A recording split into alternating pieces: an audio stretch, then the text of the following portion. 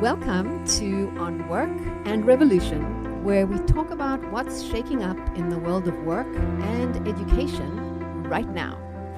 I'm your host, Debbie Goodman, and today we have Daniel Pianko as our guest. So Daniel is co-founder and managing director of Achieve Partners, which is an investment fund which invests in companies that are driving the future of learning and the future of employment. Prior to Achieve Partners, he was MD of University Ventures, which is another education-focused fund.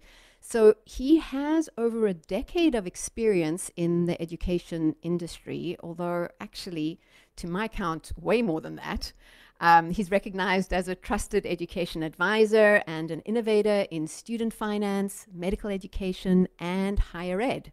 He's a frequent commentator in the higher ed space. His insights have been featured in Wall Street Journal, CNBC, TechCrunch, Inside Higher Ed, also more recently EdSurge, and we'll be digging into his very fascinating op-ed that was released a couple of weeks ago. We'll do that in a bit. He started off at Goldman Sachs, kind of traditional investment banking, but then he became intrigued by the potential of leveraging private capital to establish the next generation of socially beneficial education companies.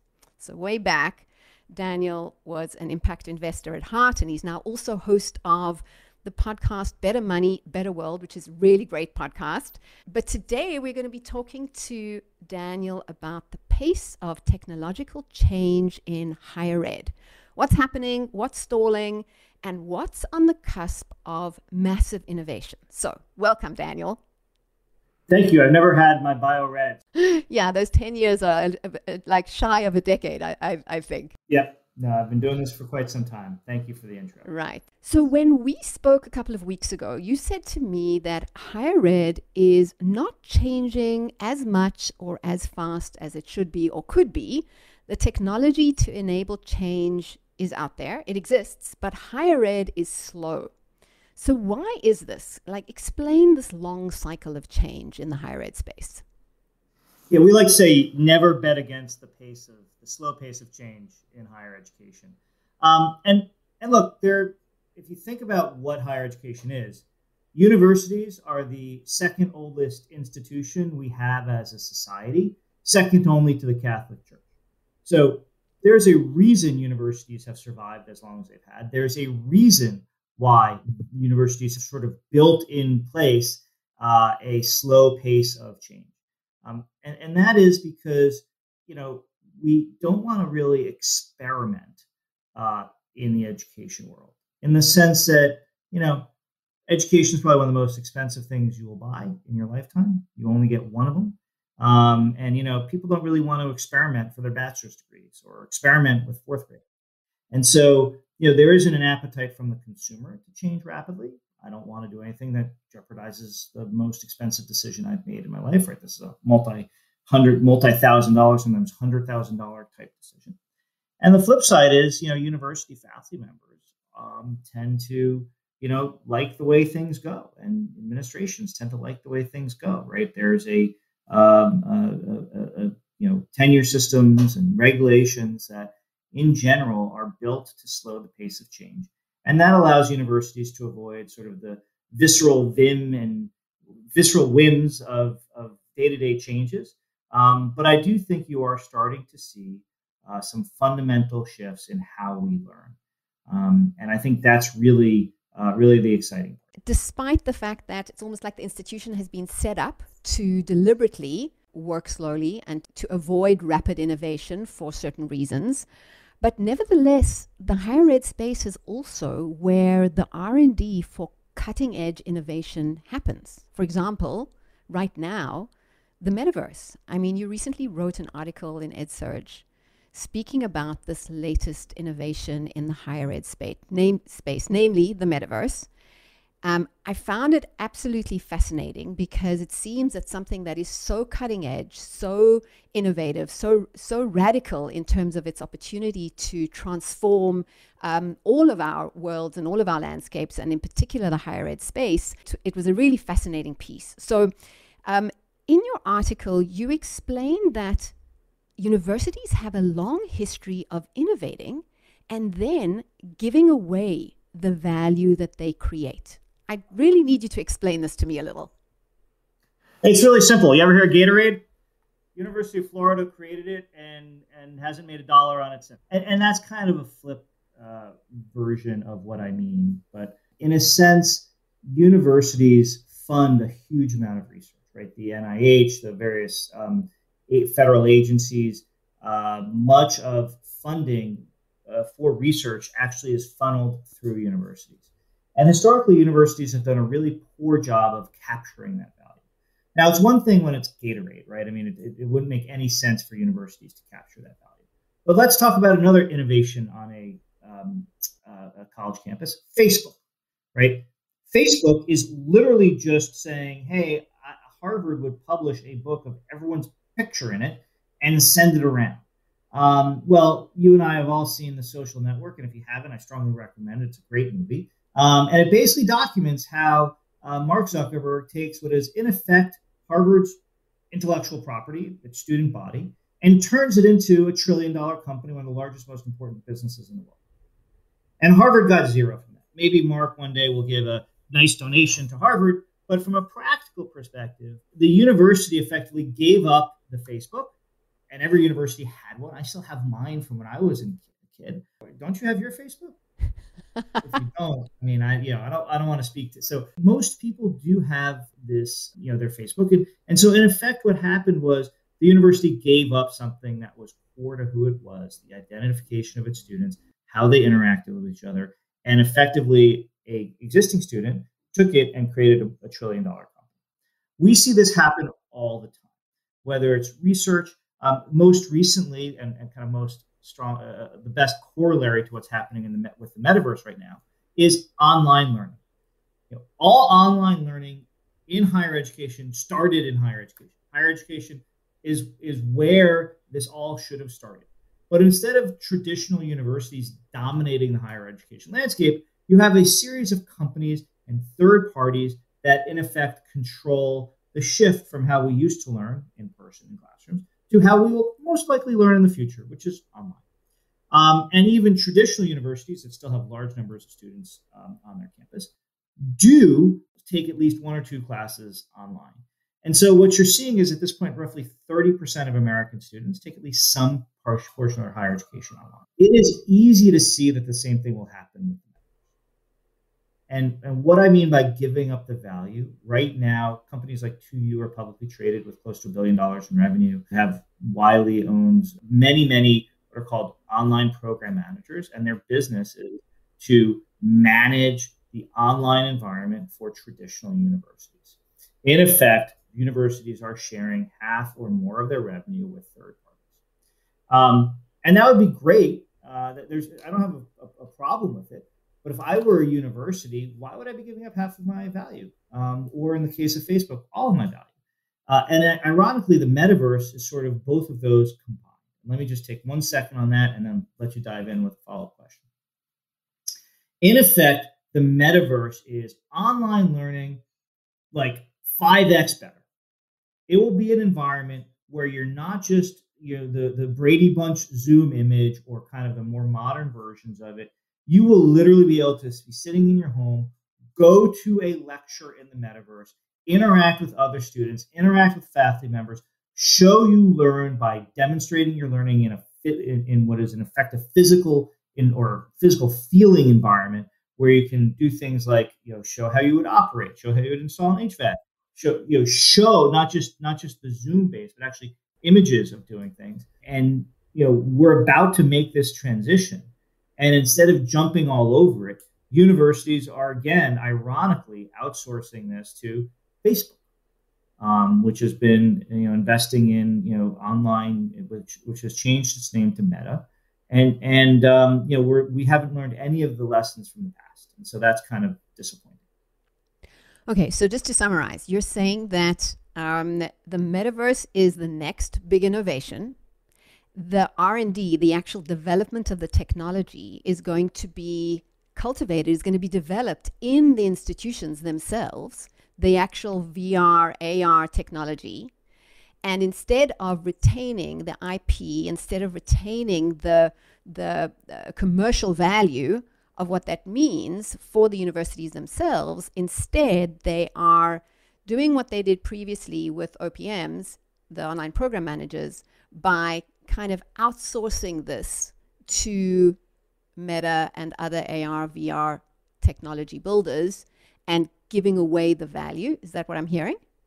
Debbie, you're very smart and did a better job describing it than I did. So thank you. I just wanted to take a little, thanks for that, take a little step back, because I think we glossed over a bit like what the opportunity around the metaverse in higher ed actually is. Because I think there are a lot of listeners that hear about the metaverse and they're a bit confused about what is that, and is that the same as VR and AR? Is it something different? And what does it actually mean for our institutions, for tertiary education? So that's a really good point. A lot of times when people say the metaverse, what they're saying is some futuristic 10, 20 year hence experience that's kind of like Ready Player One, if you've ever seen that movie. And the reality, this kind of fully immersive environment where everything just kind of works with, you just feel like it's real life, even though it's digitally intermediated. We're probably a long way from it, right? Probably at least 10 years. Who knows if we'll even get there. But where I think we kind of know we're going to get to really quickly is, take a very simple thing like Google Glass, like your glasses. Right? Many people wear glasses. Right now, glasses, have what they have. Very soon, there will be something as powerful as your phone in your glasses. That means you'll be able to record things. You'll be able to, for example, project what an image of. Let's just take something really, really simple. We want to teach you how to fix HVAC machines, right? You could see the glasses project a hologram of what an HVAC is. You could use haptic. So haptic just means it does what you put them on your hand, haptic gloves. So it shows the actual physical movement in this metaverse of where your hands are. And you could put on these gloves and demonstrate to a third party that you actually know how to fix an HVAC system. Now that's already sort of happening with companies like Labster and others. Now take it a step further, right? You could have sort of mock seeing of patients if you're in medical school. You could create sort of environments. I'm on the board of the University of Nicosia. We now have our first classes in the metaverse, and you can go in there and you literally sit and listen to a lecture from a professor that looks a lot better than a kind of Zoom call. But also you can kind of tap the person on your shoulder next to you, literally in this case, and talk to them about what's going on in the classroom, create that sort of on-campus environment. And so each of these is substantively superior to a simple, regular on-classroom environment, right? Even take a history class. You're sitting there in history class and your Google Glass could be create an augmented reality for you where the professor is talking about Napoleon and you literally see an image of Napoleon pop up in your viewfinder. And so you actually know who he is. You could show a demonstration of, a battle, and you could see how different people interacted on the battlefield instead of like just still maps or just a video of a map everyone could have. So you're seeing this augmented reality already come into play. And it's probably a 5, 10, 15, 20 year progression from where we are today, which is this kind of augmented reality stage, to the full-on immersive experience, which is going to be superior to our real life. So it's absolutely clear. I mean, as you're talking about these examples, the unbelievable benefits that we could, just from the learning environment, how those could be enhanced, advanced, made more real, where students would come out of the tertiary institutions with actual skills instead of just mostly academic learning, unless they're like doctors, they also have their various residency programs, etc. What do you think that any of the institutions actually have the capability to build the technology, considering what you said earlier around their willingness to actually take on board innovation and embrace change? And this is the fundamental point. Right now, who's leading the charge? Facebook. You know how much they're spending to kind of dominate higher ed, move to the metaverse? $150 million. We spend $500 billion a year on higher education. And in effect, Facebook with $150 million is driving the discussion. How is that possible? The leading company in the space, amazing company. Steve Grubbs, I've been on a panel with him. His company is great. I mean, millions of dollars of investment. I don't know. You can look it up on PitchBook. Amazing entrepreneur. Here he is. He's invested. People have invested relatively small sums of money at this point to create an outsized influence. And this is how it starts. This is how giving up the right to win in what's going to happen in higher education is happening right now. For want of millions of dollars and just a little bit of oomph from some faculty members, we're effectively giving up, higher education is giving up the future way we're going to learn. And that's the fundamental rub of the piece, which is, why are we not finding the money and the effort and the people to create this in a way that is separate and distinct from Facebook and other, market-based players, as opposed to people who will create something for the public good? In effect, what we need is a metaverse that is not dominated by a single company. We need a metaverse that is distributed in nature, where people can maintain their own identities, maintain their own. Take a very simple example, right? If we operate on the Facebook platform, and you know this from real life, Web 2.0, we call Web 2.0, if you're on Facebook and Facebook says, I don't like you anymore, Facebook can kick you off.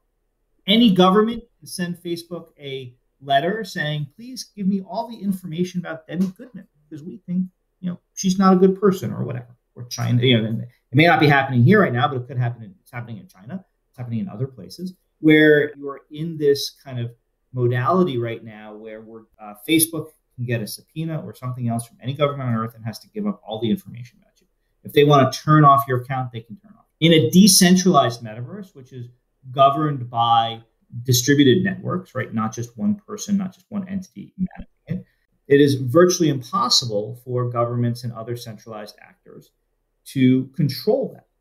And not only is higher education giving up the profit center going forward, but they're also giving up the control. And that's the part that really adversely impacts society.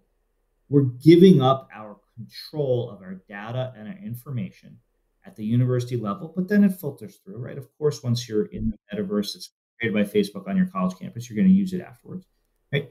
Think about just simple things like, why don't we just use an open source headsets instead of using the Oculus that's owned by Facebook? Why are we giving up all of our personal information to the same company that's been dominating our personal information in the existing Facebook kind of ecosystem? And so that's where I think this is not just about universities, but it's also about society in general. For want of tens of millions of dollars in a $500 billion ecosystem, we are literally giving all of this up.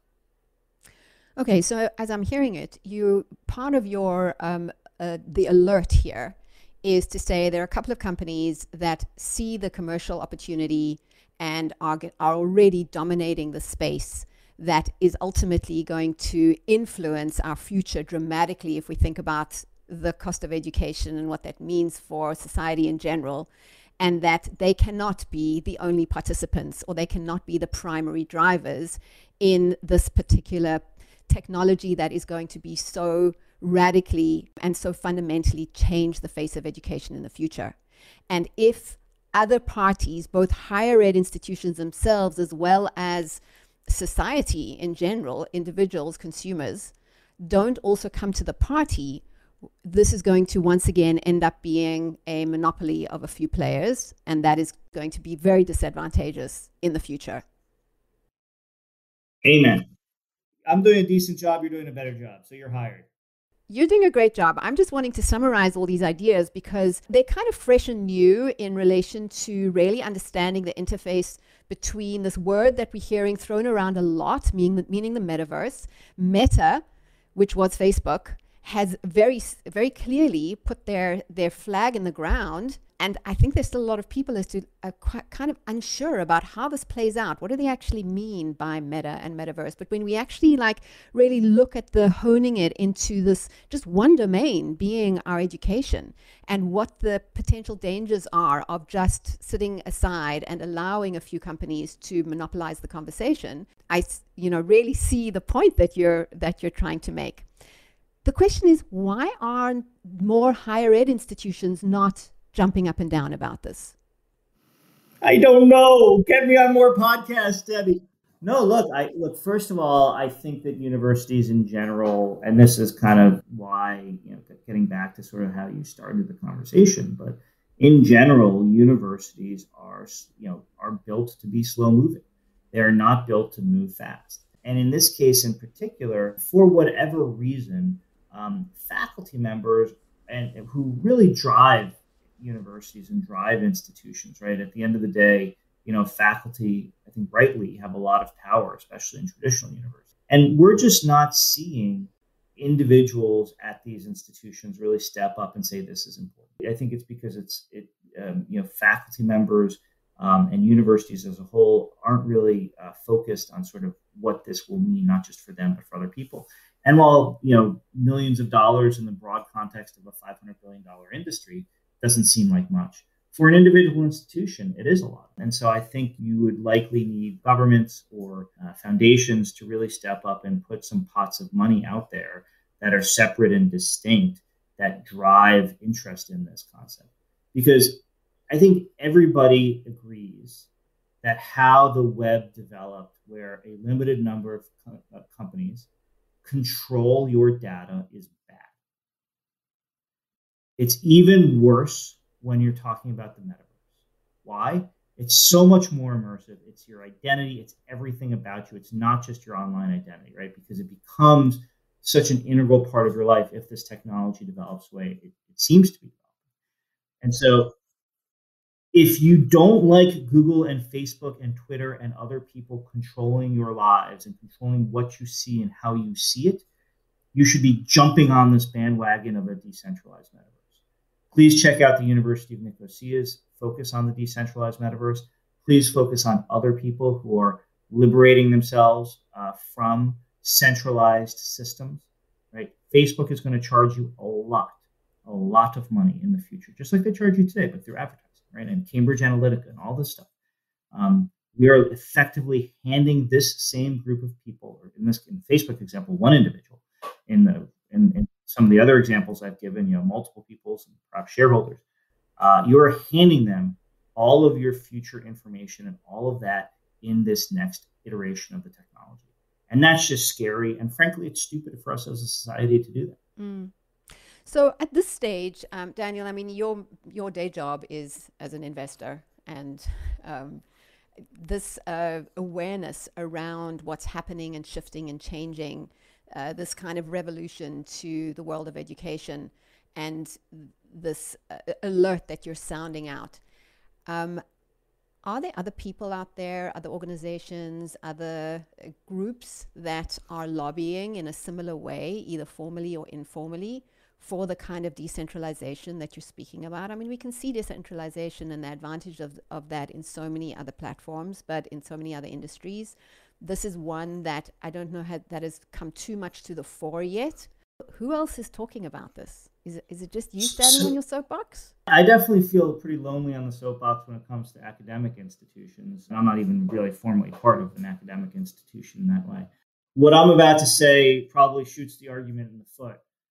The groups that have been most active and vocal about these types of issues are people in and around things like Bitcoin and cryptocurrency. And, people who view centralized systems with a huge amount of disdain. And the problem with groups that view centralized systems with a huge amount of disdain is they're not very good at organizing. And then it attracts people who may not be the best people in the world. We have heard recently about things like Sam Bankman-Fried absconding with billions and billions of dollars and lying publicly. These are the people who have historically been talking about it. So the question is, who are the good people in crypto who can make this transition? And who in more traditional university environments and more traditional power structures can stand up and say, we gave away our data and our rights to privacy and our rights to control our information and our rights to benefit economically and socially from things like our Facebook information, our social media. Do we really want to do this again? We have the opportunity right now for tens of millions of dollars and some element of effort from a limited number of people, so that literally Facebook, the group that is doing all this in the Web 2.0 and sort of the existing ecosystem that we use, is trying to do this in what is clearly the next generation of technology. And for want of tens of millions of dollars, we are literally doing nothing. And the result is Facebook, just as it controls your social media presence in Web 2.0, which is this kind of like web the way you know it, right? Web 1 was actually controlled by universities, right? The interwebs started in universities. And then because universities didn't want to deal with all the headache of managing those systems, they handed it over to Web 2.0. Web 2.0 is Facebook, Twitter, etc. Web 3, we have the chance right now to make it independent, to make it decentralized, to work for individuals rather than individual corporations. And instead of standing up and seizing that moment, we as a society, and especially the academic community, the higher education community, saying, okay, yeah, fine. You want to take this $1 trillion opportunity? Go take it. We don't have the money, the time, the effort. We can't be troubled with this stuff. That's horrible. I am really intrigued at this conversation. I'm hoping that On Work and Revolution podcast is another avenue to get this message out to more people. I think there probably are more people than you know who are starting to become aware of the metaverse in relation to education and higher education. You're right, it's not very well organized, or there are no lobbying groups out there as yet. But I think the more that people become aware of the issue, that there actually is a problem here, I think the greater the awareness will continue to grow. And I hope for all of our sakes that you are joined by many more people who speak loudly enough so that we can start affecting change. But this has been an amazingly interesting conversation. Thank you, Daniel, for all of your insights and your passion. And yeah, I have really enjoyed every minute of this. Thank you so much. My pleasure, and looking forward to seeing you in a AR intervened world in not too distant future that is decentralized in nature. Amen to that. Thanks for hanging around all the way to the end. It would mean the world if you would rate and review On Work and Revolution on your favorite listening app. It helps people know that the show is worth listening to, and so I'll really appreciate that. Thank you so much.